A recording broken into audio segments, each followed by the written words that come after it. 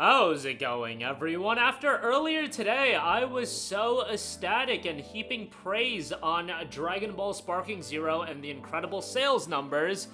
Now I have to go over some unfortunate news when it comes to Bandai Namco, as Bandai Namco is reportedly reducing its workforce and has cancelled several titles or postponed them, including games featuring the One Piece and Naruto licenses, as well as a contract project with Nintendo. As noted on Video Games Chronicle via Bloomberg, quote, according to Bloomberg, citing sources familiar with the matter, the company is taking a traditionally Japanese approach to reducing staff and sending workers to rooms where they are given nothing to do, putting pressure on them to leave voluntarily.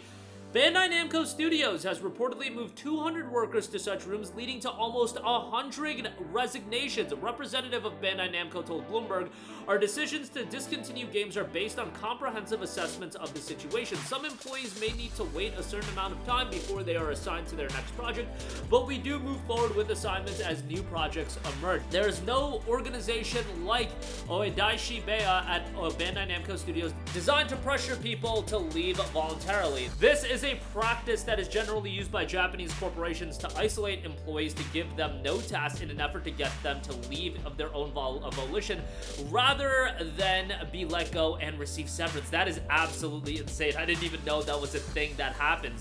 Obviously, earlier today, we talked about Sparking Zero being incredibly successful, and this is something that is a little bit surprising, but at the same time, we've talked about Bandai Namco. Not all of their games of these licensed IPs are going to be Sparking Zero level successes. And I had brought up the JJK game how many times at this point and how terrible that game was. I don't know who exactly is affected in regard to this. However, reading between the tea leaves, we are talking about games that are canceled, including games featuring One Piece and Naruto licenses. Now, I would imagine that this is a broad spectrum of One Piece and Naruto licenses that are being utilized in games. I wouldn't necessarily go to believe that this means Naruto Storm 5 will never happen and the next generation Naruto Storm title is not going to be happening. If it's just games featuring One Piece and Naruto, this could be something to the extent of mobile titles, live service games in development, so on and so forth. I just don't know what that entails. I will be frank with you guys, I think One Piece and Naruto, as far as game output goes, have been relatively consistent. I look at something like a Naruto x Boruto Storm of Connections, and I was pretty down on that game, but that game probably required a very light budget, given that a lot of it was just slapped together from Storm 4, and they probably got that out very inexpensively, and I would imagine it made a decent profit. One Piece Odyssey, I have been singing the praises of since that game came out back in January of 2023. I don't even like One Piece. You ain't gonna get me to sit down and watch 900 episodes, but One Piece Odyssey is a game that I really enjoyed, and if I enjoyed it, I imagine that the fans of One Piece enjoyed it far more than me. And the fact is, they've canceled several titles or postponed them, and they outlined One Piece Naruto licenses being utilized and contract projects with Nintendo. I don't know what that contract project with Nintendo was. I imagine Nintendo potentially outsourced Bandai Namco Studios to work on a game. That's my assumption.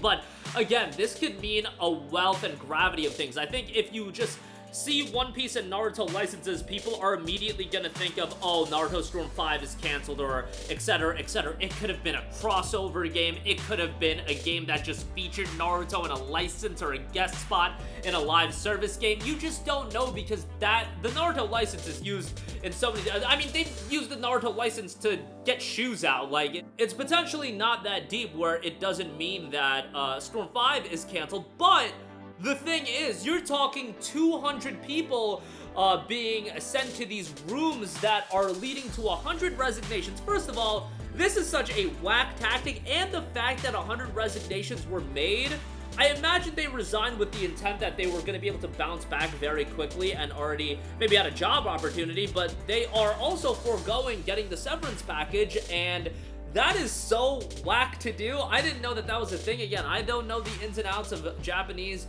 culture and employment and things of that nature, but that is insane that that is actually happening. And the fact is, 200 workers is a significant, sizable amount of people, especially this story coming out of the heels that Dragon Ball Sparking Zero has had immense success, surpassing 3 million units sold worldwide in 24 hours after its launch. Now, bear in mind, a significant amount of those units were the early access copies, but those early access copies were $100 that the majority of people bought digitally. Bandai Namco has made a killing off of this game, and I get it. It might be expensive getting, you know, all of the licensing agreements, but Sparking Zero is going to be a wild success, and you're talking about a game that's going to be monetized for years and years to come. They're going to make a truckload of cash off that game. However, I do look at titles like the JJK game, and the JJK game probably had a very small budget attached to it. However, I am hard-pressed to believe that that game made a profit. Maybe it did. Maybe the budget was so small, and that game still sold enough units to have a profit, but that game was so effing terrible that I look at Sparking Zero and I'm like, man, this is a huge W for anime game fans. But I am one of the few people that played the JJK game, and that game is an abomination, and it's not just Bandai Namco is publishing great anime games left and right. One Piece Odyssey was really good. You know, the Naruto Storm titles generally are really good, but I looked at Naruto Storm Connections as a gigantic cash grab, and it was probably successful in the sense that they just slapped together some content, threw out a $95 Ultimate Edition, and they could call it a day, and I would imagine that game turned a profit. But at some point, that is going to bite you in the ass when you're not putting out quality games. I've said before, I can't have the expectation that every anime licensed game is going to be a Sparking Zero. That is just going to set you up for failure, but I am very skeptical of this upcoming Death Note title that is coming out. Bleach Rebirth of Souls, I think they've done a phenomenal job of promoting it and rolling out character trailers, but you could, you know, you can figure out how to do character trailers and make the game look stylish. Ultimately, what is the depth of the game going to be at $60, and is it going to have a little bit of longevity, and are you going to monetize the hell out of it? I imagine they are. I mean, Renji hasn't been revealed as a character in that game, and I would be led to believe that that game is going to be monetized. But in the sense of anime titles, I think there's so much potential utilizing these IPs, One Piece and Naruto, but I always don't believe they're utilized as effectively as possible. In the case of Naruto, I do feel like generally they've been fairly good, but I feel like you could do so much more as far as game output goes, and doing a Naruto Kakarot style game I think would do so well. And as far as what has been canceled, it's hard to say. Games just featuring One Piece and Naruto licenses doesn't tell us enough. What you do know is that this is unfortunate news, and any projects being canceled, jobs being lost, or in this case, pushed for resignations, that's always going to be a really unfortunate scenario. And I think there's been a lot of goodwill, a lot of positive PR around Bandai Namco, and I almost wonder, Sparking Zero, this press release coming out of 3 million units sold worldwide, is that to kind of undermine this story also coming out? I feel like it's just a coincidence, but sometimes it's hard to tell. But let me know what you guys think. Sound off with all of your thoughts in the comment section down below. Again, this is outside of Sparking Zero. Sparking Zero has been a wild success.